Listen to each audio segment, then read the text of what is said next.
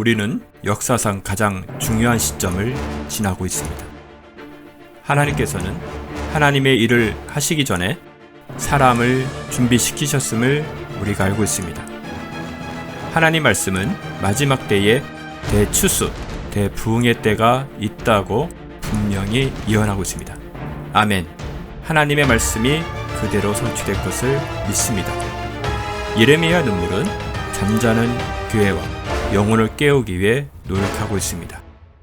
이 가슴 뛰는 일에 함께 하길 원하시는 분은 카카오 채널로 연락 주시기 바랍니다.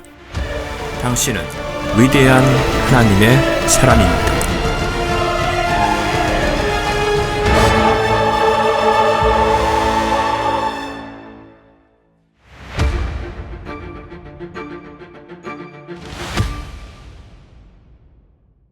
언젠가 우리 사람들 사이에, 믿는 사람들 사이에 이 구원의 확신이 있는가 없는가에 대한 질문 때문에 한동안 교회가 흔들렸고 또 많은 성도들에게 혼란을 가져다 준 적이 있었습니다.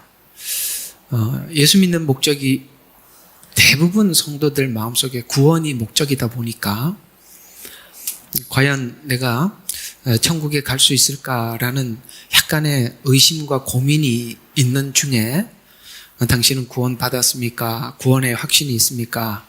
이런 질문들을 특별히 구원파가 이 말을 꺼내기 시작했고 이 말로 인해서 성도들로 하여금 평상시에 그다지 깊게 고민하지 않았던 구원에 대해서 의심을 하게 되고 이 확신이라는 내 안에 내가 확신을 이제 제가 좀 설명을 자주 했습니다만 내가 확신을 가지려고 하면은 절대 확신을 가질 수 없다고 여러 번 말씀드렸죠. 그러니까 내가 내 스스로 구원에 대한 확신을 확인하려고 그러니까 내 안에서는 뭔가 확인이 되는 게 없으니까 그때부터 구원파의 사람들이 확 몰려가기 시작했습니다. 왜냐하면 거기는 그 사람들의 얘기를 들어보면 굳이 이렇게 구원에 대해서 고민을 하지 않아도 이렇게 확신을 얻는다라는 이중법적 구원론. 이게 뭐냐면은 영과 혼을 나누는 거죠. 그래서 이걸 보고 이분설이라 이렇게 이야기를 하는데요. 우리가 영은 구원을 받았다. 그러니까 확신을 가져라. 그러나 육은 죄 가운데 살기 때문에 죄를 지을 수밖에 없다. 죄에 대해서 자유해라. 왜냐하면 그리스도와 예수 안에는 정죄함이 없다고 했잖아요. 이게 함부로 쓴 겁니다. 그걸. 그러니까 그렇게 하고 나니까 뭐가 생기냐면은 확신이 생겨버려요. 왜냐하면은 내가 왜 사람들이 확신이 안 생기냐면 나는 죄를 짓고 살고 있고 구원은 받았는 것 같지 않단 말이죠. 죄는 여전히 예나 지금이나 별 차이가 없으니까. 근데 그걸 둘로 딱 나눠져 버리니까 그렇구나. 육신이니까 죄를 지을 수밖에 없고 그 당연한 거구나. 근데 우리가 구원받은 게 육이 아니라 영이구나. 그래서 그래 자유함을 얻었구나.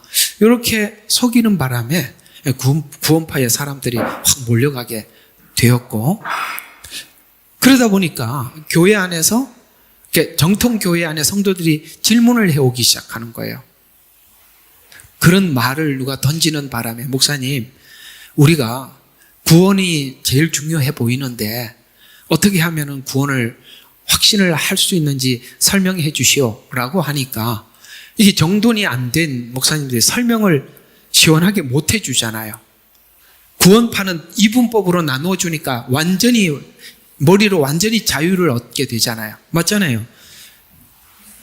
영은 구원을 받고 육은 죄 가운데 살아도 상관이 없다 그런 거 이것처럼 확실한 게 이성적으로 더 확실한 게 뭐가 있겠어요. 근데 그걸 설명을 못 해주니까 사람들이 자꾸 이단에 이제 흘러가기 시작하게 된 겁니다. 그래서 구원파에서 한쪽으로 이렇게 한번 몰고 갔고 또 구원론이라는 회귀한 논리를 가지고 신천지에서 또 한 번 잡아가고 그러니까 구원의 확신이라는 이 두려움이 사람들로 하여금 이단으로 보내는 역할을 만들었다는 거죠.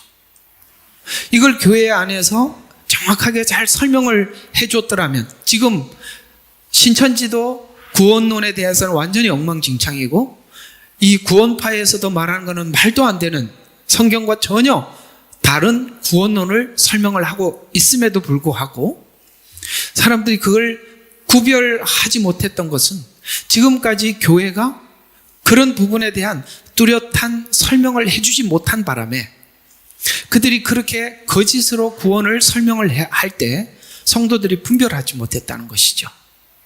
그리고 성도들이 어떻게 하면 마음의 확신과 자유를 얻는지 그들은 충분히 연구하고 접근을 했기 때문에 성도들은 당해낼 길이 없습니다. 이해가 가요? 쉽게 말해서 사기꾼이 사기를 치기 위해서 상대방에 대해서 충분히 연구하고 들어왔기 때문에 우리가 방어 능력이 없다는 거예요. 그래서 많은 이단들에게 성도들을 빼앗기는 결과를 오늘 우리가 보게 된 것입니다. 그러나 로마서가 설명하고 있는 이 구원을 따라서 정확하게 정리가 되어 있으면 그런 이야기는 우리가 단숨에 분별할 뿐만 아니라 우리 안에 하나님과 우리 관계 속에 있는 그 자유함, 누구도 빼앗을 수 없는 확고한 자유가 있습니다. 예를 들어서 육은 더럽기 때문에 죄를 지어도 되고 영은 거룩하기 때문에 하나님 앞에 보존되어 있다라고 그렇게 이분법으로 설명을 한다면 삼분설에 가서는 부딪히게 되는 겁니다. 삼분설은 영, 혼, 육 이렇게 3분으로 나누는 거거든요. 이분설은 영혼과 육 이렇게 둘로 나누는 거라면은 삼분설은 요한 3서인가요? 거기 보면은 영과 혼과 육이 주님 오시는 그날까지 보존되기를 이게 3분설로 나온단 말이죠. 그러면은 영과 혼은 보이지 않는 영역이고 육은 보이는 영역이죠. 그럼 2분설로 나누면은 보이는 영역과 보이지 않는 영역으로 나누는 건데 3분설은 그 세 개가 또 따로 나누어져 있는데 영은 영이고 혼은 혼인데 안 보이지만 영은 혼의 지배를 받아서 육이 더럽기 때문에 죄를 지어도 된다라고 하면 정신까지 더럽혀지는 것에 대해서 허락하는 거 아니겠어요? 보이지 않는 영역이잖아요. 그러니까 혼은, 정신은 영의 지배를 받잖아요. 그러면 영이 거룩한데, 그러면 거룩하면 보이지 않는 영역인 혼도 거룩해야 되는데 둘이 설명이 안 된단 말이에요. 3분설에 가버리면 2분설에서 막힌단 말이에요. 이런 논리가 막힌다 이 말이에요. 그러니까 이런 추측조차도 할 수 없는 이유는 너무 기본이 없으니까 그들이 하고 말하는 말의 논리를 우리가 잘못된 것을 캐치할지도 못할 뿐만 아니라 분석도 못한단 말이죠. 왜? 너무 기초가 없으니까. 그러나 성경은 계속 우리에게 어떤 형태로 설명을 하고 있느냐면은 우리가 로마서가 설명한 대로 구원을 알고 나면 우리 안에 있는 이 구원이 얼마나 자유로우며 또 여기 예수님과 우리 관계를 그 관계의 깊이를 알고 나면 우리에게는 확신을 넘어서서는 자신감이 넘치게 되는데 이런 우리가 하나님이 우리를 사랑하는 사랑에 대한 확신과 자신감이 없게 되면 우리는 늘 마음에 의심이 생긴단 말이죠. 확신이 안 생긴단 말이죠. 그러니까 구원이라는 것은 내가 하나님을 붙잡고 있는 힘이 아니라 하나님이 나를 붙잡고 있는 힘인데 그렇죠? 그 힘의 능력의 기본이 뭐냐? 하나님이 세상을 이처럼 사랑하사 항상 요한복음 3장 16절로 가는 거잖아요. 하나님이 우리를 어떻게 사랑하셨는지 그 사랑을 확인하는 데서부터 우리는 확고한 확신을 갖게 되고 이제는 세상에 누가 뭐라 그래도 우리는 빼앗기지 않는 자신감을 가지고 하나님을 섬기게 될 것입니다. 오늘 여기 본문을 한번 다시 확인을 해보면 이렇게 이야기하고 있습니다. 우리 14절부터 한번 읽어보시죠. 죄가 너희를 주관하지 못하리니 이는 율법 아래 있지 않고 은혜 아래 있기 때문에 죄가 주관하지 못한다는 거예요. 거꾸로 다시 올라가 봐요. 14절 한번 해봐요. 자, 죄가 우리를 주관 못한대요. 근데 우리가 실제 살면서 죄가 주관해요, 안 해요? 해요. 근데 여기는 뭐라고 이야기하냐면 죄가 너희를 주관 못한대요. 왜냐하면 율법 아래에 있으면 죄가 주관을 하는데 은혜 아래에 있으면 우리가 죄 밖에서 사는 건 아니지만 죄 안에 살고 있지만 뭐예요? 은혜가 지배하고 있단 말이에요. 주관하고 있단 말이에요. 이 말을 쭉 풀어가다가 로마서 8장에 가서는 7장인가 8장 그 부분에 가서는 사망과 사망의 법은 율법이에요. 생명의 법은 은혜의 법이에요. 근데 성경은 뭐라고 이야기하냐면은 죄와 사망의 법을 생명의 법이 죄와 사망의 법을 이겼다고 이야기합니다. 이해가 가요? 그러니까 죄를 지어도 그 죄가 사망으로 선고할 수 있는 게 아니라 내가 죄를 지어도 그 죄가 은혜를 더 붙잡으러 가도록 만드는 것이 지금 현실이라. 율법은 정죄를 하지요. 우리는 정죄를 받습니다. 그러나 정죄를 받으면 율법 아래에 있으면 정죄로 끝이 나지만 율법이 나를 정죄를 해도 우리는 생명의 법, 살리는 법이 우리를 붙잡고 있기 때문에 우리가 하나님께 은혜를 구하러 가게 되어 있다. 그게 14절의 한 절로는 이해가 안 되지만 이걸 계속 설명해 가고 있거든요. 뒤쪽으로.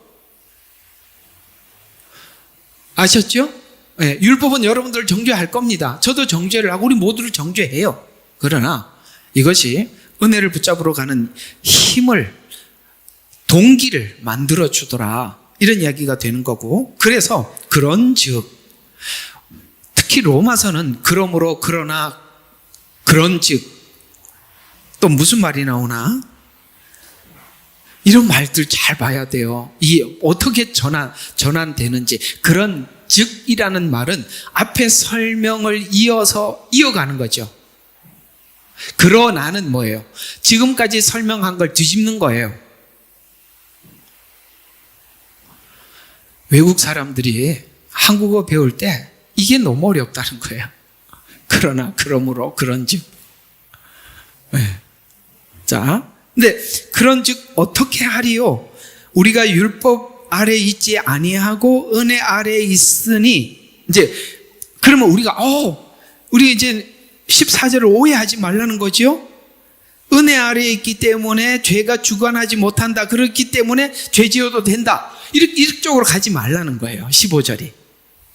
한번 봐요. 그런즉 어떻게 하리요? 우리가 율법 아래에 있지 아니하고 은혜 아래에 있으니 죄를 지어도 된다는 말이냐? 왜 이런 질문을 했을까요? 인간은 자유를 준다 그러면은 자유를 유익하게 쓰지 않고 에덴 동산에서 확인한 거 그러잖아요. 자유를 주잖아요. 다 먹어라. 완전 자유예요. 한 가지 하지 마라.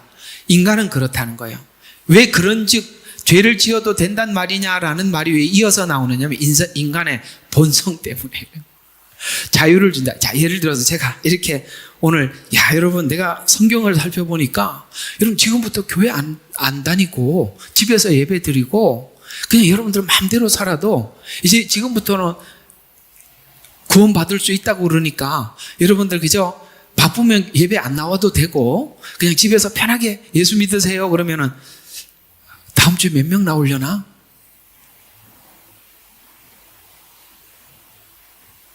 이해가 가요?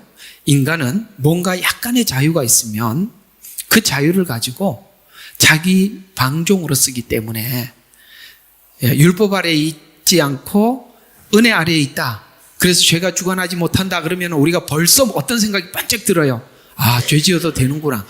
구원파처럼 생각하지 말라. 이 말이 여기 15절에 등장하고 있는 거죠. 그래서 죄를 지어도 된다는 말이냐? 그러면 구원파인데 이 구절을 가지고 한번 들여다보자고요.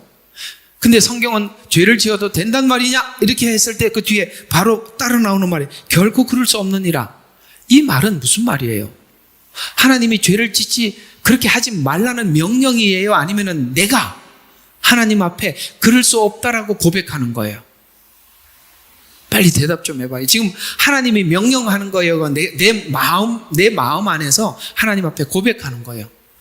고백이잖아요.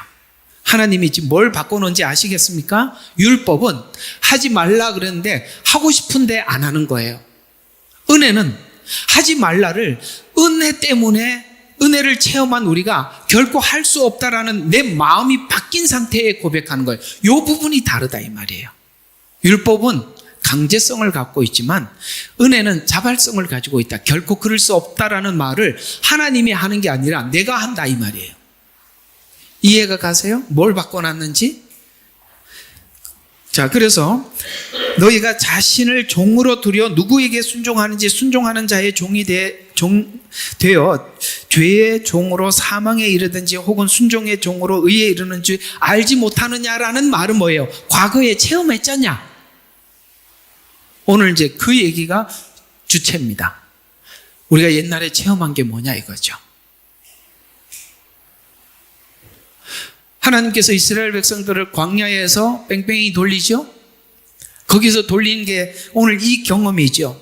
야, 보니까 내가 누구에게 드려서 누구에게 종이 되든지 내가 중요한 거는 뭐냐면은 죄와 의가 있는데 잘 봐요. 죄와 의가 있는데 율법 아래에 있을 때는 계속 죄만 나를 주관해. 만약에 순종을 하더라도 그건 죄가 주관해. 왜? 억지로 끌려간 거기 때문에 언제나 이쪽을 쳐다보고 있기 때문에.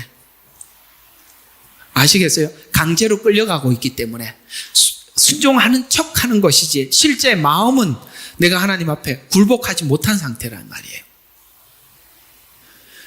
근데 우리가 하나님께서 지난날 질질 끌려갔던 죄에 끌려갔던 체험을 하게 하고 난 뒤에 묻는 거예요. 야, 네 앞에 복과 저주가 있는데 쉽게 말해서 신명기대로 표현하자면 복과 저주가 있는데 내가 복이 나를 와서 나를 강제로 끌고 가거나 그 다음에 저주가 나를 끌고 가는 게 아니라 내가 복에게 나를 드리면은 복이 나를 주관하고 내가 저주인한테 나를 주면 저주가 나를 주관하더라. 복이 끌고 가거나 저주가 끌고 가는 게 아니라 내가 어디에 드리느냐에 따라 다르더라. 그걸 배웠다는 거예요. 이해가 가요? 그러니까 이런 소리 하죠. 하나님, 죄는 생각도 나지 않게 해주시고 보지도 말고 그러지 말라는 거예요. 왜 생각이 안 나요? 해봤는데. 죄가 달콤하다는 걸 해봤잖아요. 근데 사람이 어떻게 생각이 안 납니까? 해봤는데. 그런 일은 없다는 거예요. 우리가 배우는 거는 뭐냐면 내가 누구에게 드리느냐에 따라서 결과가 다르더라. 아, 내가 드리는 게 중요하더라. 하나님 핑계 대지 말라. 선악과를 하나님이 먹으라고 그랬습니까? 자기가 먹었지. 우리가 먹었죠. 우리가 먹고 난 뒤에 하와가 뭐라 그랬어요? 당신이 준? 그러니까 결국은 누구한테 원망이 돌아가는 거예요. 예. 하나님, 저는 괜찮게 살려고 그랬는데 이 남편을 잘못 만나서 이 부인을 잘못 만나서 제가 이렇게 된 거 아닙니까? 제가 원래 아시잖아요. 저 원래 그런 거 아니라는 거. 근데 저기 자꾸 나를 이렇게 해서 내가 이렇게 된 거 아닙니까? 아니면 더 설명 안 해도 이해가 가죠? 예, 하와처럼 그렇게. 그래서 계속 봐요. 17절. 하나님께 감사드리는 것은 뭔가, 왜 감사가 나오죠? 해결점을 찾았다는 것이죠. 하나님께 감사드리는 것은 너희가 죄의 종이었으나, 과거죠. 너희에게 전하여 준 교리의 복음이죠. 복음을 마음으로 순종하. 여기 마음이 등장한 겁니다. 신명기에서 하나님께서 뭐라고 말씀해? 너는 마음을 다하고 뜻을 다하고 성품을 다해서 하나님을 사랑하라 그랬는데 율법으로는 돼요, 안 돼요? 안 되더라. 근데 마음으로 순종해서 하나님을 따라갔다는 것은 왜 마음으로 화답했느냐? 하나님은 마음으로 우리에게 찾아오셨고 우리도 그 마음으로 하나님을 만나니까 관계 안에서 회복된 은혜가 우리로 하여금 죄로부터 탈출시키더라. 그 탈출을 시키는데 가만히 수동적으로 탈출되는 게 아니라 내가 누구에게 드려야 되는지 알고 죄도 내 앞에 있고 복도 있고 저주도 내 앞에 있는데 내가 누구에게 드리느냐에 따라서 상태가 다르더라. 이게 복음이 말하고 있는 진리예요. 육신은 죄 때문인, 죄를 생각할 수밖에 없고 죄밖에 모르니까 죄를 지을 수밖에 없다라고 말하는 그런 엉터리 같은 이야기가 아니라 복음은 바로 이런 겁니다. 내가 하나님 사랑에 내가 반응하는 것이죠.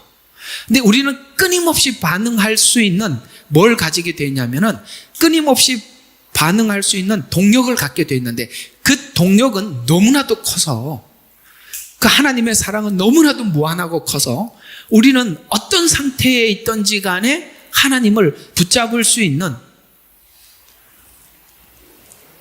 은혜가 우리에게 충분히 있는 것은 하나님의 사랑이 얼마나 큰지 아는 거예요. 그래서 이게 5장, 6장이 이야기하는 핵심이 뭐냐? 더욱더라는 이 더욱더가 오늘 핵심입니다.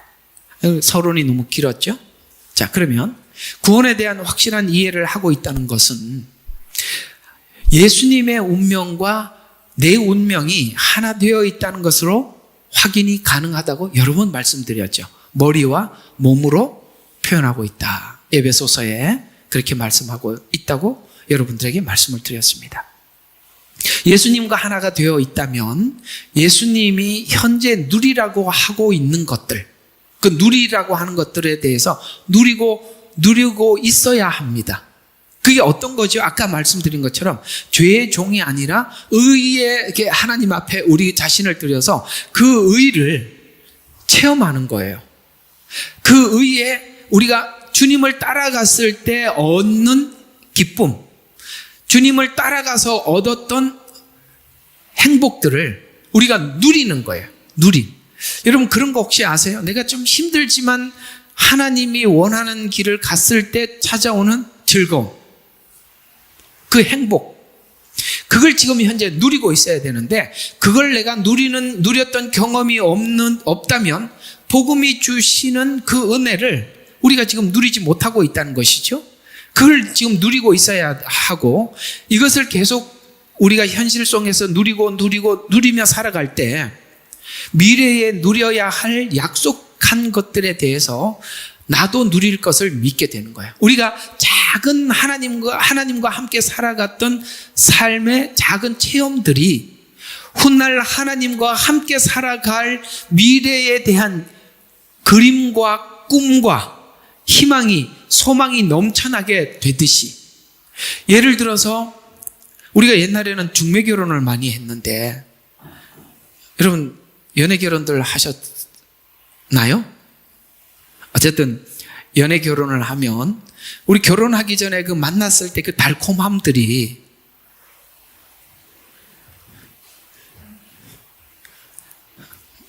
잘 들어요? 결혼하기 전에 만났을 때 그 달콤함들이 시간이 지나면 계속 함께 있었으면 좋겠다라는 생각을 하게 하고, 그리고 이제 결혼 생활에 들어가서 그 다음부터는 내가 이제 말하기가 어려워지는데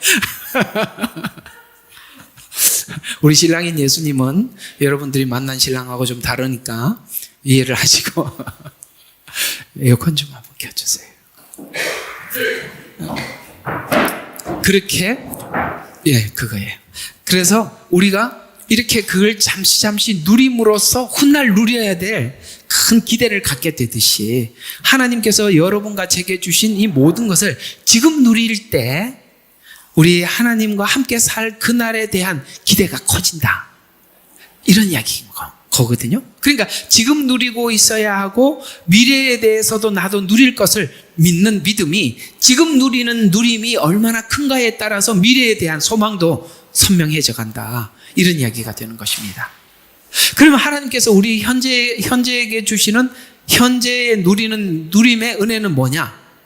진리를 알지니 진리가 너희를 자유케 하리라는 이 자유, 아까 말씀드렸던 것, 율법이 나를 주관하는 게 아니라 죄를 지을 수밖에 없는 연약함을 타고나서 살고 있지만 그 죄를 지을 때마다 하나님을 붙잡으러 가도 하나님은 언제나 맞아주시는 자유, 이해가 가요? 여러분, 자녀들이 아무리 잘못을 하고 부모에게 찾아와서 엄마하고 품에 안기면 너는 내 자식 아니라고 말할 부모가 아무도 없듯이 하나님은 아들을 주셔서 우리를 사랑할 만큼 사랑하신 그 하나님의 은혜를 알고 있기 때문에 우리가 어떤 죄 가운데 있다 할지라도 하나님 앞에 담대하게 나갈 수 있게 된, 이게 바로 진리를 알지니 진리가 너희를 자유롭게 하리라. 자유. 죄에서 완전한 그냥 죄를 함부로 살아도 좋다라는 이런 자유가 아니라 죄 지을 수밖에 없지만 하나님 앞에 계속 갈 수 있는 자유. 진리를 알지니 진리가 너희를 자유케 하리라는 것이고, 미래 누릴 예수님이 하나님 우편에 앉으신 것처럼 나도 그곳에 갈 것을 믿는 것, 그 믿음, 아까 말씀드린 것처럼 그 믿음이 있는 것입니다. 이것을 더 분명하게 확인하는 것은 아담에게 누렸던 누림보다, 아담이 에덴 동산에서 모든 것을 누렸어요. 그러나 에덴 동산에서 누릴 수 있는 조건이 있었어요. 먹지 말라. 먹는 날에는 죽으리라. 요걸 안 먹는 한 누릴 수 있다. 라는 조건이 붙어 있었다는 것이죠. 그래서 아담에게 주었던 누림보다 내가 누리는 누림이 얼마나 풍성한가를 대조해 보라는 거예요. 여러분과 저는 지금 에덴 동산에 있는 아담처럼 구원을 받은 게 아니라 조건 없는 선물로 받은 은혜가 우리를 주관하고 있다는 것이죠. 그래서 아담 안에 있었던 것과 비교해보면 아담 한 사람으로 잃었던 것과 얻은 것이 더욱더요. 아담 한 사람으로 인해서 잃었던 것보다 얻은 것이 훨씬 크다라는 것인데, 오늘 15절에 보면 더욱더 하나님의 은혜와 한 사람 예수 그리스도로 인한 은혜로 말미암은 선물이 뭐냐? 여러분, 이건 우리가 하나님 앞에 뭘 주고받은 게 아니라 일방적으로 준 거라 이 말이에요. 에베소서에서도 구원을 하나님의 선물이라고 표현하는 이유는 이게 가짜 복음은 우리가 뭔가를 줘야 한다고 얘기하는데 성경은 분명히 선물이라고 말씀하고 있어요. 그래서 선물이 많은 사람들에게 풍성하였느니라. 이전에 아담 안에 있었을 때는 범죄와 사망이라는 종노릇 안에 있었던 것과 같이 옛날과 지금의 차이를 성경은 설명하고 있는데, 아담이 인류에게 남긴 대가와, 우리 저번 주에 했죠? 아담이 인류에게 남긴 게 뭐예요? 죄와 사망을 유전해서 계속 가지고 왔어요. 둘째 아담이라고 표현하는 것은 첫째 아담이 주었던 죄와 사망처럼 뭔가가 둘째 아담이 죄와 사망을 끊고 생명과 영생을, 아시겠어요? 아담의 족보를 끊으러 오셨다 그랬잖아요. 그걸 끊어버리고 새 족보를 쓰러 오셨다 라고 말한 것처럼, 사망은 저번 주에 말한 것처럼 사망은 사망으로 끝이 날 수밖에 없지만 생명은 계속 생산해내는 것인데, 그것이 우리가 죽어서 부활을 넘어서서 지금 현재 우리가 죄를 심어서 의를 부활케 하는 것까지 더욱더가 포함되어 있다는 거예요. 이해가 가요? 우리가 복음이 어느 쪽에서만 자꾸 설명이 되어 있었냐면 죽어 천국 간다, 부활한다, 이것만 설명을 했다는 거예요. 그런데 그러면 여기 성경이 말하고 있는 이 더욱더의 은혜를 모르는 거예요. 더욱더의 은혜는 뭡니까? 하나님은 죄를 가지고 오라는 거예요. 그러면 하나님이 하나님의 의를 사서 받아서 가는 거예요. 이 원리를 가지고 제가 달란트 비유 설명을 했었죠. 달란트 비유가 그 얘기라고. 어떤 사람은 땅에다 묻어두고 어떤 사람은 열심히 장사했다 그랬습니다. 여러분, 이 복음은 우리가 죄를 갖다 놓고 의를 가지고 오는 거예요. 장사를 하는 겁니다. 장사를 하려면 뭔가를 주고받아야 될 거 아니에요. 꺼내놓는 게 죄예요. 주님은 의를 되돌려 주십니다. 오늘 이 복음을 제대로 아는 사람은 이렇게 살게 되어 있다는 거예요. 복음을 모르면 이걸 못하죠. 마지막 때 하나님께서 율법 안에서 복음을 이해하고 있는 사람들은 저주를 받는 사람들입니다. 그게 한 달란트예요. 당신은 굳은 사람이라. 아시겠어요? 틀림없이 하려고만 했지. 하나님은 우리가 틀림없이 그러니까 우리가 틀림없이 살으라고 십자가에 죽으신 게 아니라 우리 마음을 바꾸기 위해서 십자가에 죽으셨는데, 우리가 틀림없이 살아야 천국 간다라고 생각을 하게. 이상하게도 이런 복음들이 굉장히 많은 거 아시죠? 한 달란트 받은 자와 같은 이해 속에서 구원을 이해하고 있는 사람들이 너무너무 많아요. 그렇지 않습니다. 자, 아담이 죄로 남긴 대가는 사망이고, 예수님이 남긴 대가는 하나님이 하신 일의 대가보다 더 큰 대가를 받은 것에서 서로 다른데요. 아담은 죄와 사망 이외에 아무것도 없지만 예수님은 의와 생명과 복을 주셨다는 것에서 서로 다르다고 설명하고 있습니다. 이 둘의 비교가 우리 믿음을 확인하는 데 중요한 역할을 합니다. 이 둘의 비교가 하나님을 이해하는 시각에서 이 부분이 우리가 달라져야 되는데요. 예수님을 보낸 하나님을 알고 난 후에와 예수님을 보낸 하나님을 알기 전과는 너무 다르다는 거예요. 예수님을 보내기 전에 하나님을 알고 있었던 대표자들은 구약에 있는 이스라엘 백성들이라면, 예수님을 보낸 이유를 알고 난 이후에 신앙의 대표자들은 신약 성도들 중에 사도들이 대표입니다. 그러니까 우리가 예수님을 투과해서 하나님을 아느냐, 예수님을 투과하지 못하고 하나님을 아느냐는 너무 다르다는 거예요.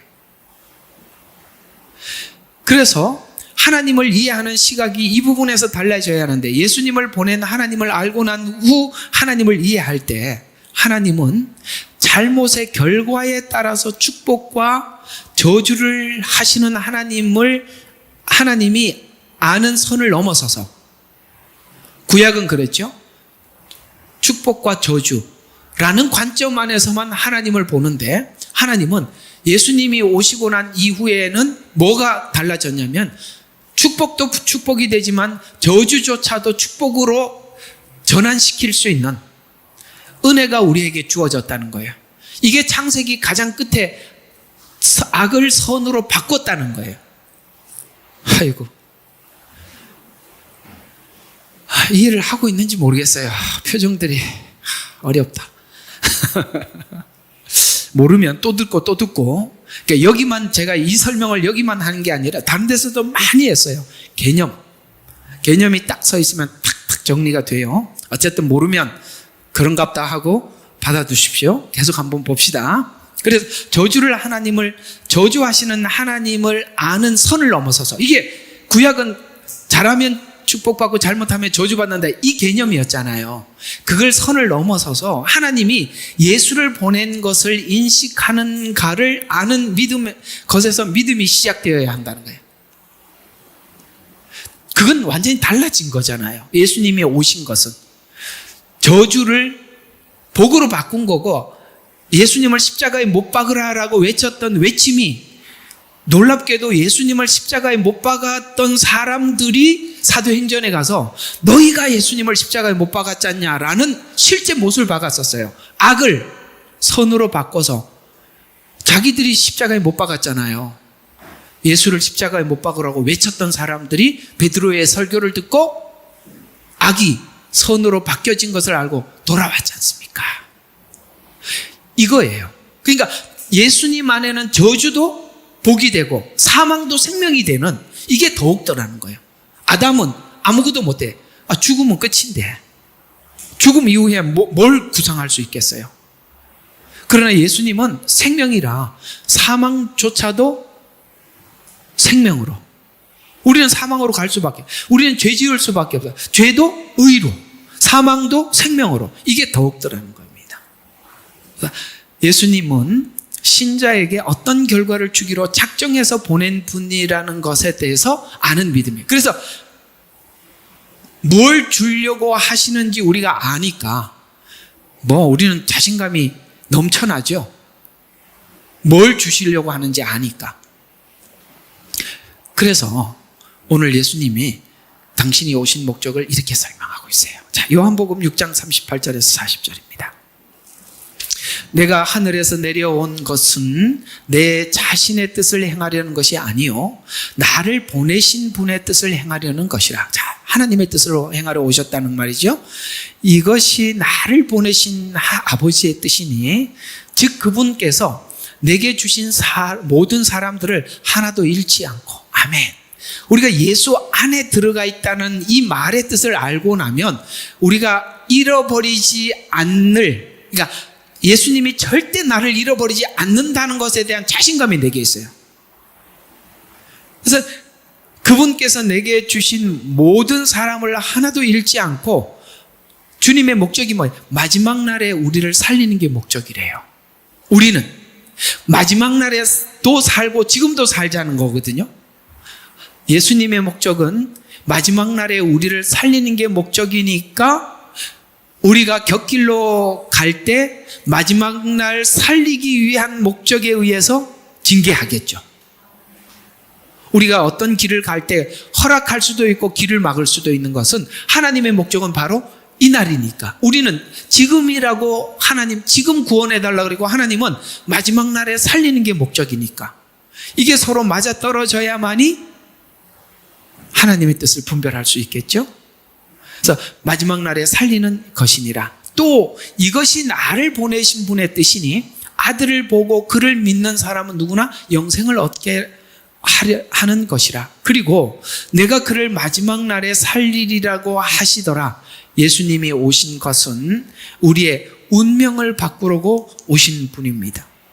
예수님을 모르고 하나님을 이해하면 내가 무엇을 선택해야 대가로 이익을 얻는다 생각하지만, 예수님을 알고 하나님을 이해하면 아들을 주기까지 강권하시는 은혜가 확고한 믿음을 주게 되는 것입니다. 아담은 자기 결정에 따른 결과에 따라 얻은 것이지만, 그죠? 그러니까 안 따먹었을 때는, 선악과를 먹지 않았을 때 누릴 수 있었어요. 조건적이었지만 예수님은 나에게 구원과 영생을 주시기 위해 오신 분이라는 것에서 하나님이 내 편이라는 하나님의 의지와 사랑을 믿는 믿음에서 우리는 하나님의 사랑을 믿는 믿음에 부족함이 없다라는 것이죠. 그러니까 우리가 성경을 통해서 하나님 계속 우리에게 알려고 싶은 것은 하나님이 우리를 어떻게 사랑했는지를 알려주고 싶은 겁니다. 그것이 우리의 뭐가 되느냐? 확고한 믿음이 되기 때문에 이렇게 되는 것입니다. 그래서 본문이 설명하고 싶은 것은 첫째 아담과 둘째 아담에서 원리는 같지만, 첫째 아담의 원리, 둘째 아담의 원리는 같지만 결과는 다르다고 설명하고 있는 중입니다. 한쪽은 자신이 행한 행실에 대한 결과를 누리는 것이고, 한쪽은 하나님의 사랑의 의지에서 나오는 것이에요. 그러니까 내가 결정한 것에 따라서 혜택이 주어지기도 하고 혜택이 소멸되기도 하는 거예요. 이게 아담에게 설정한 설정이라면, 하나님이 우리에게 주신 것은 하나님의 의지로만 얻은 거니까, 그건 내 의지와 상관없이 하나님의 의지니까 우리가 뭘 확인하면 되느냐? 복음은, 성경은 하나님의 의지만 확인하면 확고해진다, 이 말이 되는 거예요. 근데 설명을 자꾸 우리 이성으로 설명을 하려고 하니까, 이런 걸 모르니까 그런데 속는 거예요. 하나님의 의지를 알려면 성경을 자기 관점에서 봐야 되겠어요? 하나님 관점에서 봐야 되겠어요? 왜 성경을 봤는데 믿음이 안 생기냐? 자기 관점에서 보니까 안 생기는 거예요. 하나님 관점에서 봐야죠. 그럼 믿음이 계속 생겨나겠죠? 이런 것에서 완전히 다른 겁니다. 따라서 이제 우리의 믿음이, 하나님께서 우리에게 향하신 마음이 예수 안에서 확인된 긍휼과 자비의 믿음을 가지고 하나님 앞에 나가는 자신감에 있는 것입니다. 그래서 우리 보고 하나님께서 이렇게 권하는 겁니다. 우리가 다 이렇게 알고 있는 성경 구절이지만 보시면 이제 오라 우리가 서로 변론하자. 하나님 좀 변론하자는 거예요. 주가 말하노라 너희 죄들이 주홍 같을지라도 눈같이 희게 될 것이고 진웅같이 붉을지라도 양털같이 되리라. 너희가 자원하고 순종하면 땅의 풍요함을 먹을 것이나 너희가 거절하고 반역하면 칼에 삼키우리니. 우리의 어떤 결정에 따라서 에덴 동산의 선악과를 먹는 게 두 가지를 따르게. 자, 아이고 이걸 참 내가 머릿속에는 있는데 이걸 좀 주려고 하니까 두 군데를 한번 나눠서 보자고요. 성경에 가장 핵심되는 말뚝이 두 개가 있어요. 구약에는 말뚝, 제일 중요한 기초가 있어요. 출애굽, 바벨론, 이게 두 말뚝이에요. 출애굽 이야기는 오경에 짧게 나와. 뭐만 가르쳐 주면 되냐면 오경은 간단해. 출애굽은 간단한 이야기예요. 우리가 나와 보니까 누구 아래 지배받고 있었다는 걸 확인하는 거예요. 애굽에 종살이 했다는 걸. 자유인이 되라고 자유를 줬더니 누리지를 못하는 거예요. 광야에서. 약속한 가나안 땅에 들어가서더니 그 풍요에 빠져버리는 거예요. 왜 그렇죠? 아직 복음에 대한 약속은 받았지만 눈으로 예수님을 보지를 못했잖아요. 출애굽이라는 기초적인 말뚝이 있어요. 이걸 초림을 설명하는 거라고 표현하자면, 또 하나는 예수 안에 살면서 우리가 실패를 설명하는 게 바벨론 포로 생활이에요. 바벨론 포로 생활은 어떤 이야기냐면은 신명기에서 말한 대로 복과 저주를 내 앞에다 뒀는데 네가 선택하는 대로 하나님께서 복을 받아서 축복을 받을 수도 있고, 내가 이게 악을 선택을 해서 저주를 받을 수도 있다는 것에서 이스라엘은 실제 복을 선택했어요? 저주를 선택했어요? 저주를 선택했잖아요. 그래서 이 저주를 선택하는 바람에 하나님께서는 애굽이 아니라 역출애굽이라고 저번에 한번 설명을 했죠. 역출애굽이 뭐냐면 애굽에선 자유를 줬는데 그걸 누리지 못하니까 다시 종살이로 보낸 게 바벨론 생활이에요. 왜 그걸 하느냐면 잊어버렸으니까. 이 자유를 줬는데 이 자유가 얼마나 가치 있는지 모르니까. 우리가 인류 역사를 보면 인류 역사는 사람들이 자유와 정치와 끊임없이 싸움이에요. 독재와 자유의 싸움이. 그 세계사에 쫙 흘러내려오는 게 독재와 자유의 싸움입니다. 옛날에는 왕정정치라는 이름으로 신정정치 혹은 최초는 신정정치였어요. 아시죠? 바벨론도 신정정치, 그 애굽도 신정정치, 대부분이 신정정치입니다. 로마도 신정정치입니다. 신이라는 거예요. 황제가. 그래서 독재를 감행하죠. 그러다가 공산주의가 들어오면서 또다시 독재를 유지합니다. 그러나 사람들이 이 자유를 얻기 위해서 생명을 걸고 마치 자유가 아니면 죽음을 달라라는 이런 결사적인 항쟁으로 자유를 얻어냈죠. 여러분, 이 세계사가 그런 주류 안에서 보면 누군가는 독재를 하려고 그러고 누구는 그 자유를 얻으려고. 이게 처음부터 니무롯 사건부터 나오는 거예요. 니무롯이 뭐예요? 독재잖아요. 어쨌든 그게 쭉 흘러내려와요.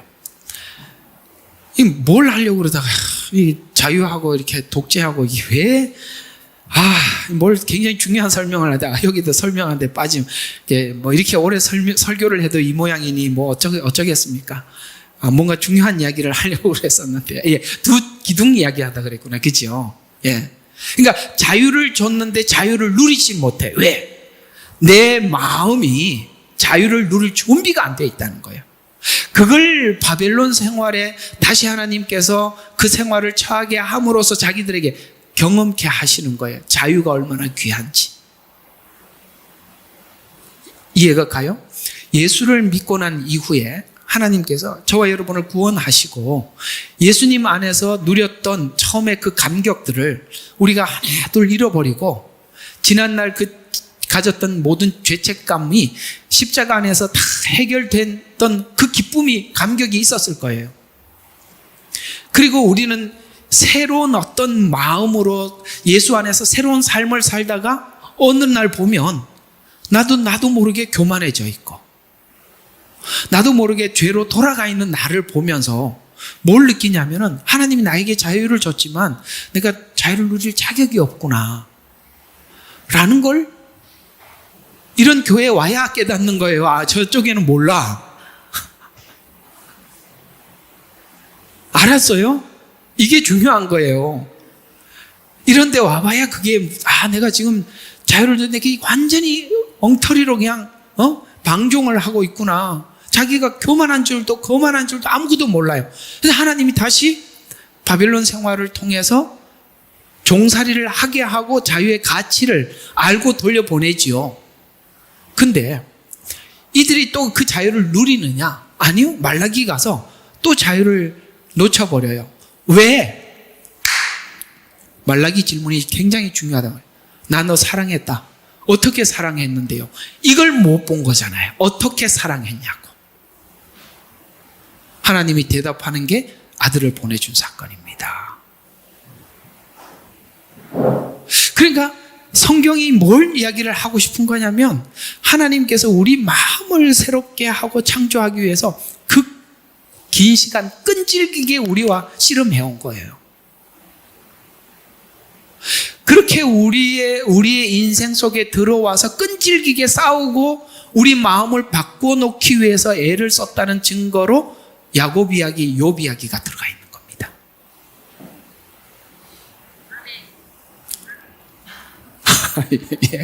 야곱 이야기와 욥 이야기가 들어가 있어요. 그러니까 야곱이 그렇게 계속 곁길로 가고 또 곁길로 가고 곁길로 가지만 하나님은 끝까지 포기하지 않고 사람을 몰아넣지요.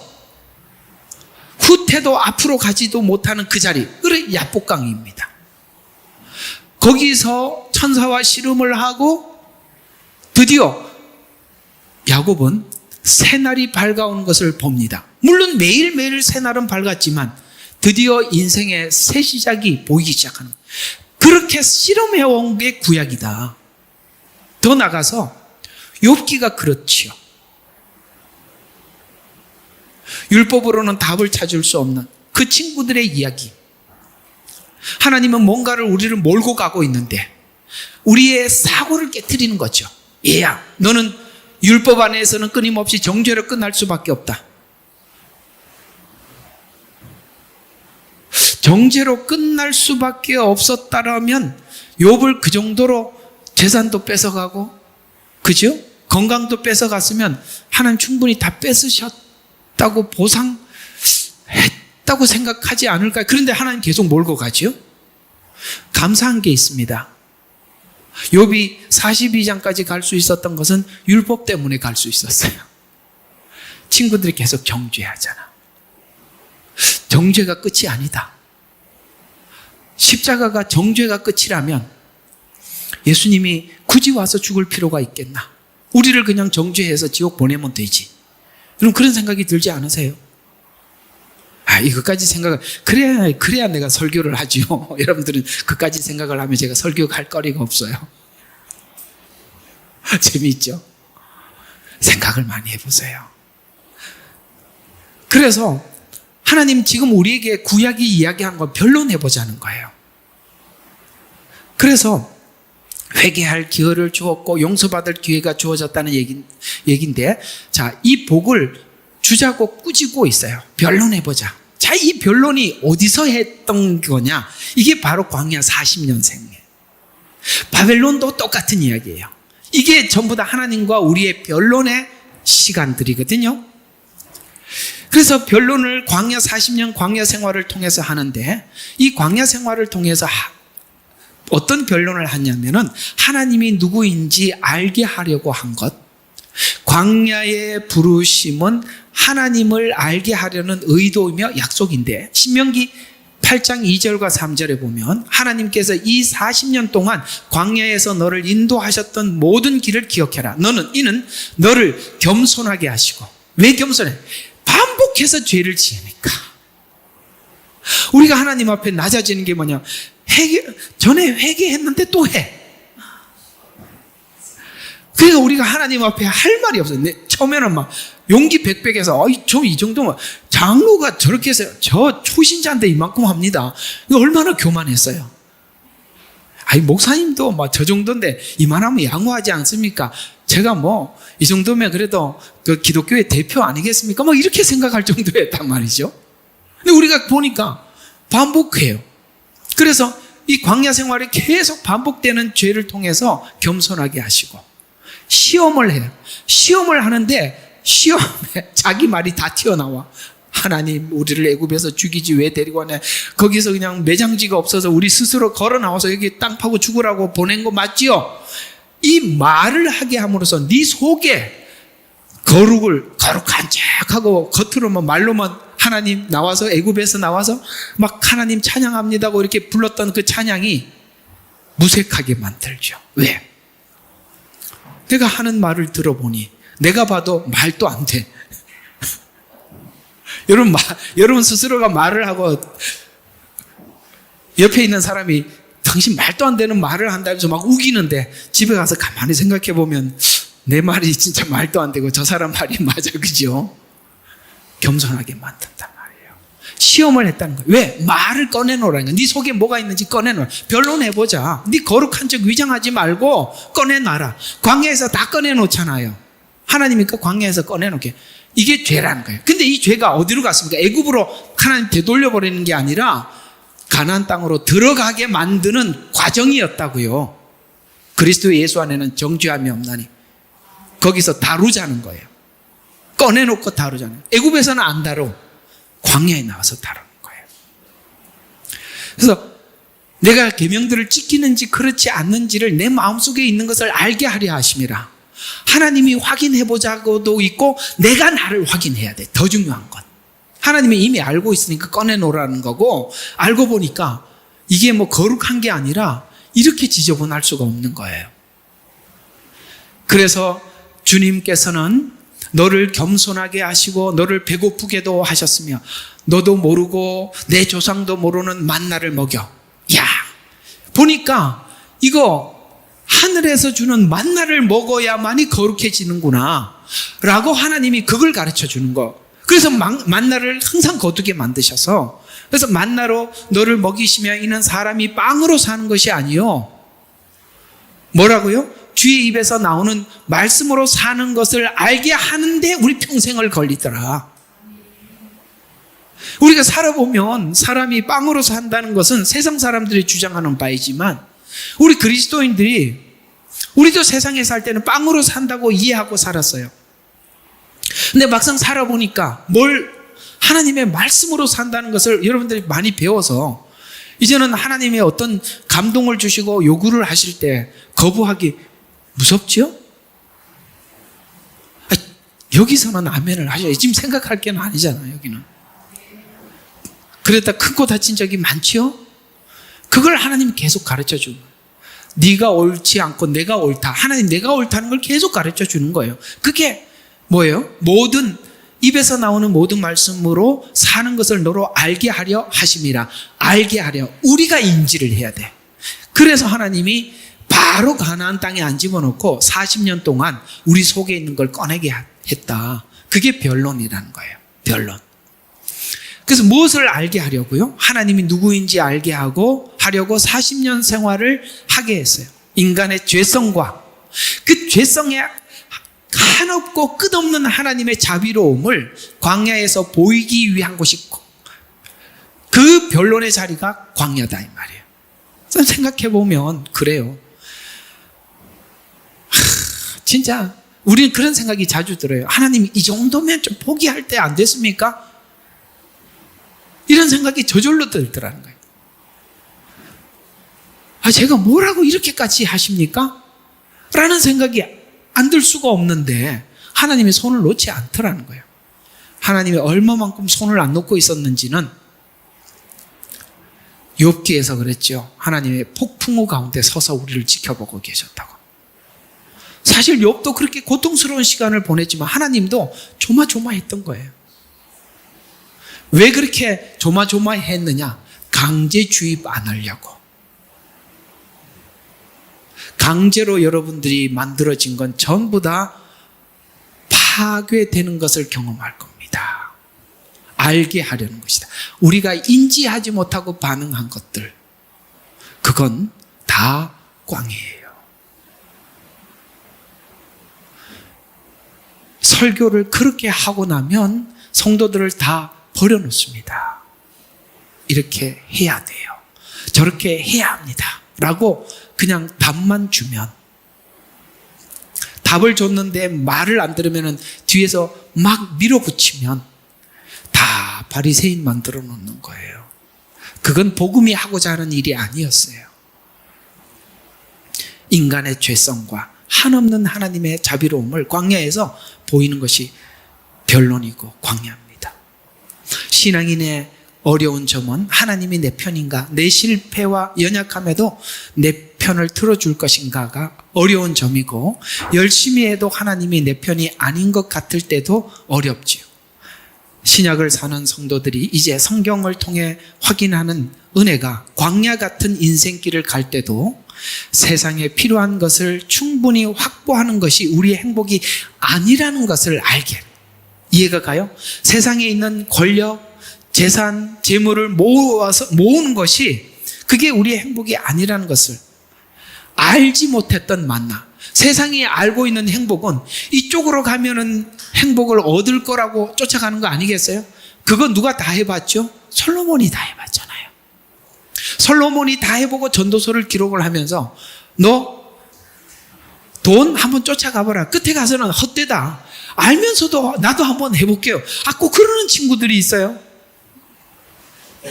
뭘 해볼 게 뭐가 있어요? 아니라고 성경이 답을 주고 그러면은 끝에 가봐야 이거 아니구나 하고, 권력 다 아니더라. 그래서 내가 많은 여자들을 거느려서 거기서 행복을 해요. 그래서 다 해봤다는 거예요. 5번 헛되고 헛되니 헛되고 헛되고 헛되도다.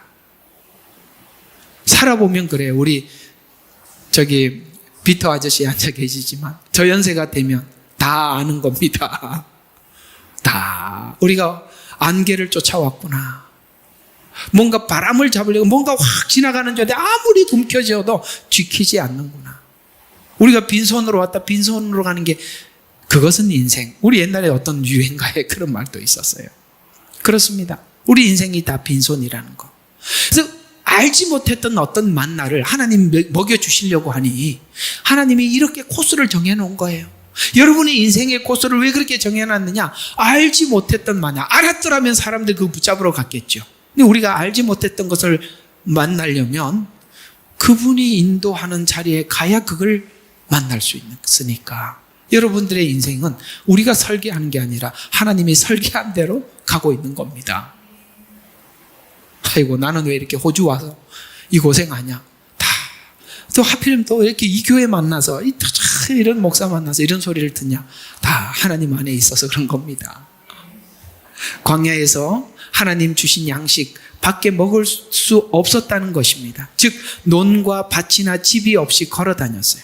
하나님이 주지 않으면 먹을 수 없는 고달픈 인생을 걷게 하신 이유는 결국 하나님 주신 것을 먹을 때 가장 행복하다는 것을 알게 하기 위함이라고 말씀하고 있습니다. 따라서 이 경지에 들어갈 때 어떤 상황에도 하나님이 공급해 주심을 믿게 되고 나를 시험할 조건이 없어집니다. 바로 이 지점이 신앙이 정상에 선 거거든요.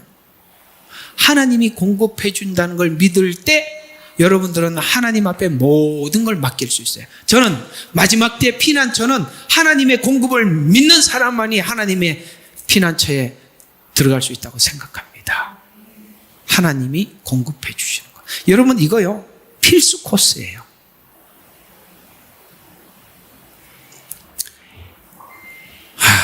시간이 자꾸 이렇게 설교가 길어져 갖고 뭘 얘기하려고 해도 지나가고 그러는데, 이거는 조금 이 부분을 하나님이 공급해 주심을 믿는다는 것이 뭐냐면, 전 정말 이 말이 뼈저리게 느껴져요. 목회를 시작하기 위해서 신학교를 다니는데, 신학교 다닐 때 그 참 훈련 모질돼요. 학교를 가라고 티콘은 하나 사주셨어요. 그게 새 차 처음 가져보다 너무 좋았었습니다. 티코를 한 대 가졌는데, 티코가 있으면 뭐해? 기름이 없어서 학교 못 가는데. 제가 학교 교수가 되어서 신학생들이 어느 날 출석을 잘하다가 못 왔어요. 그래서 왜 못 왔냐니까 토큰이 없어서 못 왔대. 내가 이해가 가요. 하나님이요, 토큰이 없어질 때까지 없어서 없는 게 아니라 있는 거 하나님이 헌금하라는 거야. 이게 말이 돼요? 참 어느 때는 야속하더라고요. 여기 전부인데 꼭 그 사르밧 가부처럼 이거 먹고 오면 이제 없어. 근데 그걸 달라는 거야.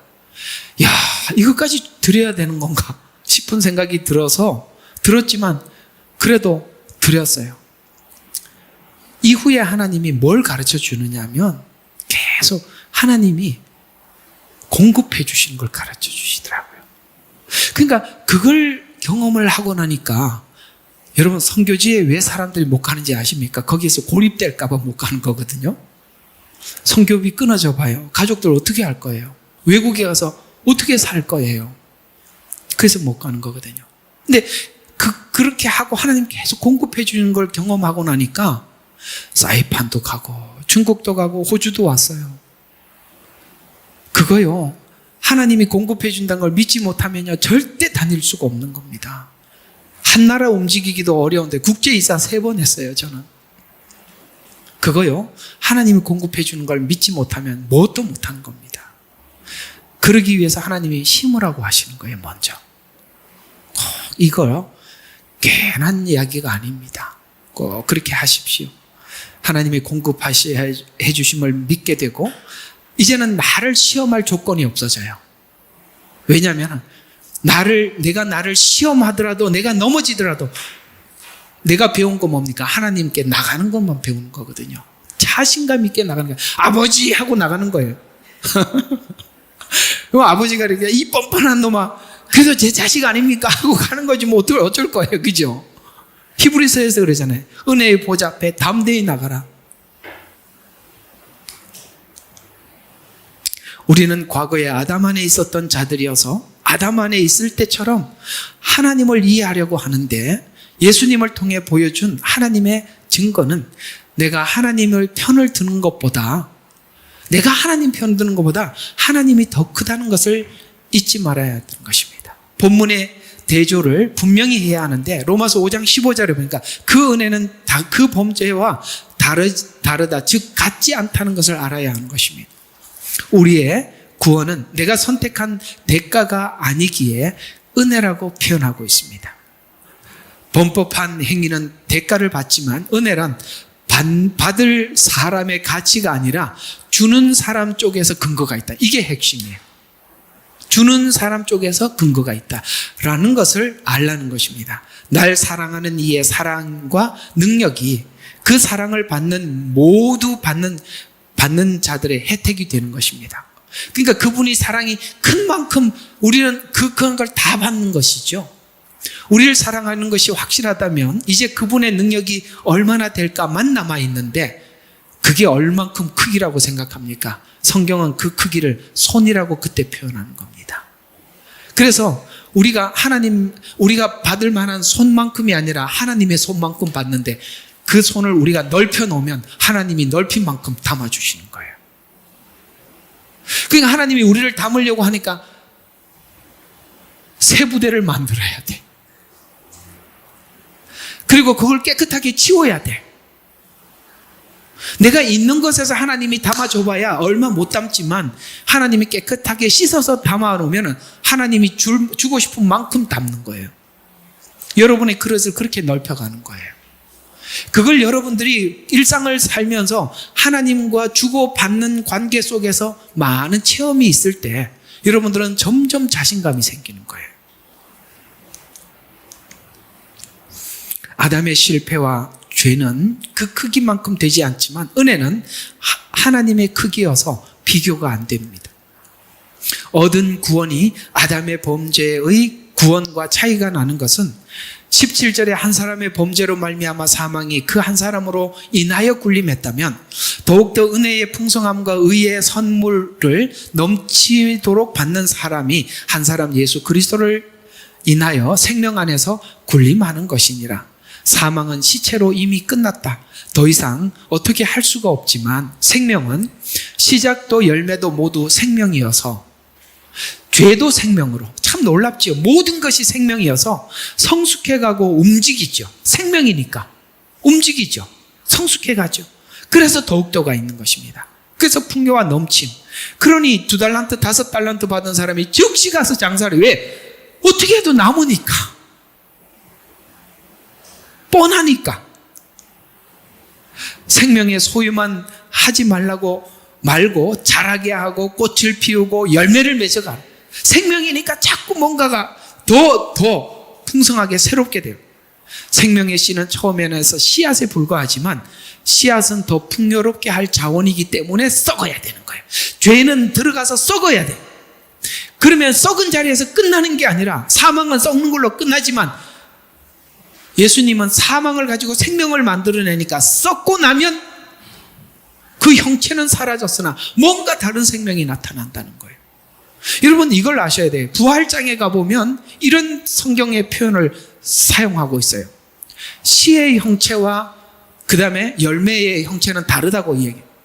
여러분, 복숭아를 생각해 보면 여러분들이 복숭아가 어떤 건지 아니까, 형체를 아니까 이게 복숭아 씨앗이라고 알고 심고 나중에 이런 열매가 맺겠지라고 알겠지만, 만약에 우리가 복숭아 열매를 모르는 상태에서 이 씨앗을 심어 놓으면 이런 복숭아가 날 거라고 여러분 알 수 있겠어요? 그리고 한 개를 심었는데 나무가 돼서 엄청나게 많이 열게, 30배, 60배, 100배가 열린단 말이에요.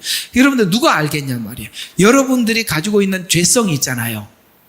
그걸 하나님 앞에 내버리고 쏟아버리고 심잖아요. 여러분들의 뭔가 전혀 다른 사람으로 나타나는 거예요. 그때 여러분들의 하나님이 여러분 자신을 창조한 창조의 그 존귀함을 그때 맛보아 누리게 되는 것입니다. 사단은 항상 우리 보고 그러죠. 네가 뭘 하냐? 네 같은 놈이 뭘 하겠냐? 이렇게 우리를 짓눌러 버릴 것입니다. 그러나 여러분들이 창조하신 그 하나님은 남들이 알지 못하는 그 위대함이 있다는 것이죠. 그래서 씨앗은 더 부유하게 자원이 될 것입니다. 우리가 가진 것은 생명이라서 이렇게 표현합니다. 에베소서 1장 3절과 6절에 그리스도 안에서 천상 안에 있는 모든 영적인 복으로 우리에게 복 주시는 하나님, 곧 우리 주 예수 그리스도의 아버지께서는 복되시도다. 하나님께서 세상의 기초를 놓으시기 이전에 우리로 서로 사랑 안에서, 그분 안에서 거룩하고 흠없게 하시려고 그리스도 안에서 우리를 택하사 하나님의 기쁘신 뜻에 따라 예수 그리스도를 통하여 우리를 자신의 자녀로 입양할 것을 예정하셨으니, 이는 하나님께서 그의 사랑하는 이 안에서 우리를 받아들이신 그 은혜의 영광을 찬양하게 될 때 우리는 달라진다는 거예요.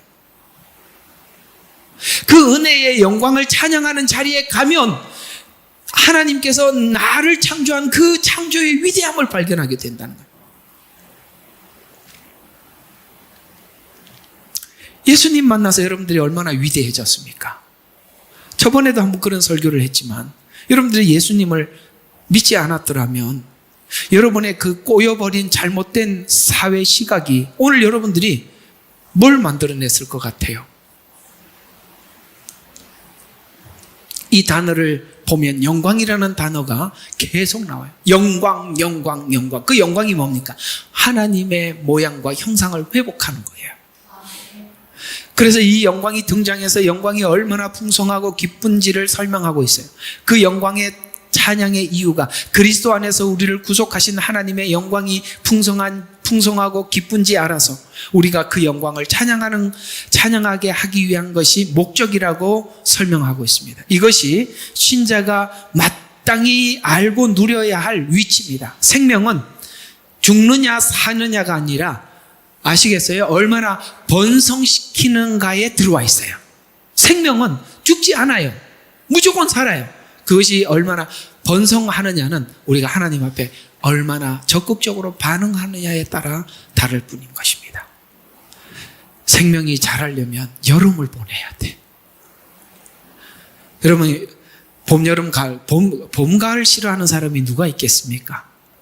그럼 여러분들이 어떤 사람, 겨울이 좋아요, 여름이 좋아요? 이렇게 물어보면 어떤 사람은 겨울, 어떤 사람은 여름 이렇게 이야기합니다. 근데 둘 다 고통스러운 시간들입니다. 겨울은 땅이 얼어요. 그 안에 있는 해충이 죽어야 봄에 나무가 열매를 맺을 수 있는 조건을 만듭니다. 여름은 봄에 씌운 씨앗이 터지고 자라서 자라나는 계절인데 자라려면 강한 햇볕을 봐야 돼요. 여러분, 여름에 얼마나 뜨거워요. 그늘에가 더 뜨거운데 그 열매와 곡식들은 그 뜨거운 태양빛을 다 봐야 돼요. 우리가 자라려면 여름이라는 이 고통스러운 시간들을 보내야 하는 것입니다. 비와 빛이 가장 풍성한 시간입니다.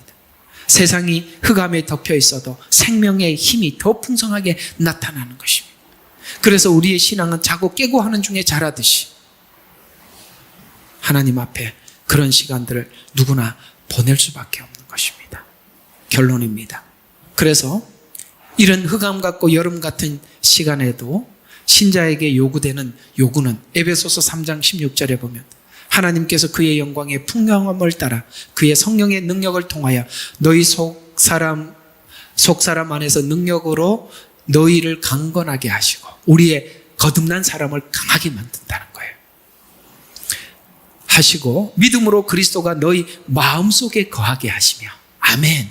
우리도 강하게 되고 그리스도가 우리 안에 탁 장착해서 너희가 사랑 안에 터를 내리고 어디에가 기초를 어디 율법에다 세우지 말고 사랑에 내리고 터를 닦아 모든 성도들과 함께 그 사랑의 너비와 그 다음에 뿌리의 깊이와 높이가 얼마인지를 깨달을 수 있게 해주며 또 지식을 초월한 우리의 이성과 상식을 초월한 하나님의 사랑을 알아 너희가 하나님의 모든 충만으로 가득 차기를 원하노라. 하나님이 우리의 신앙을 저 멀리까지 우리를 굉장히 깊이 사랑 안에서만이 넓어지고 사랑 안에서만 깊어지고 사랑 안에서만 높아진대요. 가득 차기를 구하노라. 하나님의 충만한 자리의 가능성을 이야기해 줍니다. 하늘의 땅의 모든 족속으로 이름을 주셨다는 것은 각각 가치와 구별을 가지고 완성하는 것입니다. 생명이 주어져 있기 때문에 자랄 수 있는 한계까지를 말해주고 있습니다. 이것이 바로 신자의 위치입니다. 어디까지 자랄 수 있다? 그리스도 예수와의 장성한 분량에 있다. 그러니까 무한하게 자라난다는 것이죠. 이제 영생을 확보한 우리가 가진 가능성과 누릴 풍요함이 무엇인지 보아야 하는 것입니다. 성도는 거룩할 수 있고 빛으로 살 수 있고 충만할 수 있습니다. 왜? 예수 생명이 있기 때문에. 생명이 생명을 낳고 더 풍성해집니다. 생명이 자라고 씨를 뿌리고 열매를 맺고 하는 시간에 7, 80년이라는 인생은 고달프지만 고달프지 않는 가치 있는 인생을 살아낼 수 있는 시간을 우리가 예수님을 믿는 믿음 안에서 확보하고 살아가고 있다는 것. 그래서 세상 사람들은 나이가 들고 늙어가고 정말 주님 만날 날이 가까이 오면은 두렵고 죽음이 앞에 있으면 두렵고 허망하지만 바울이 이야기하는 것처럼 우리는 나이가 들어서 겉사람은 후패하나 우리 속사람은 늘 새롭고 소망이 생긴다는 것입니다. 어떻습니까? 이만큼 살아서 좋지 않아요? 20대로 다시 돌려드릴까요? 이만큼 이렇게 살아서 하나님을 체험하고 경험하고 온 거 감사한 일입니다. 여러분에게 소망 가운데 살아가는 은혜가 있기를 주의 이름으로 축원합니다. 기도하겠습니다. 사랑의 하나님 아버지, 오늘도 귀한 말씀으로 은혜 주시니 감사합니다. 주님 주신 이 귀한 복음이 우리에게는 생명이 되어서 아버지 하나님, 율법이 정죄하더라도 그것 또한 정죄가 생명을 만드는 원동력이 됨에 감사를 드립니다. 사망으로 끝나지 않고 생명을 주셨기에 이제는 아버지 하나님 자라고 더 자라서 꽃을 피고 열매를 맺고 그리스도 예수의 장성한 분량까지 목적을 가지고 오늘도 우리가 힘찬 한 주간을 시작할 수 있도록 귀한 말씀 붙들게 하여 주시옵소서. 감사드리옵고 예수님 이름으로 기도합니다. 아멘. 예레미야의 눈물은 시대에 맞는 말씀 선포와 변질되지 않은 순수 복음을 외치고 있습니다. 함께 연결되어 하나님께 예배드리며 이 마지막 때에 하나님께 쓰임받길 원하시는 분은 카카오 채널로 연락 주시면 연락드리도록 하겠습니다. 고정 댓글에 채널 경고와 착제에 대비한 예비 채널과 제2채널 링크를 올렸습니다. 이 채널 또한 구독 부탁드리겠습니다. 감사합니다. 우리는 역사상 가장 중요한 시점을 지나고 있습니다. 하나님께서는 하나님의 일을 하시기 전에 사람을 준비시키셨음을 우리가 알고 있습니다. 하나님 말씀은 마지막 때에 대추수, 대부흥의 때가 있다고 분명히 예언하고 있습니다. 아멘. 하나님의 말씀이 그대로 성취될 것을 믿습니다. 예레미야 눈물은 잠자는 교회와 영혼을 깨우기 위해 노력하고 있습니다. 이 가슴 뛰는 일에 함께 하길 원하시는 분은 카카오 채널로 연락 주시기 바랍니다. 당신은 위대한 하나님의 사람입니다.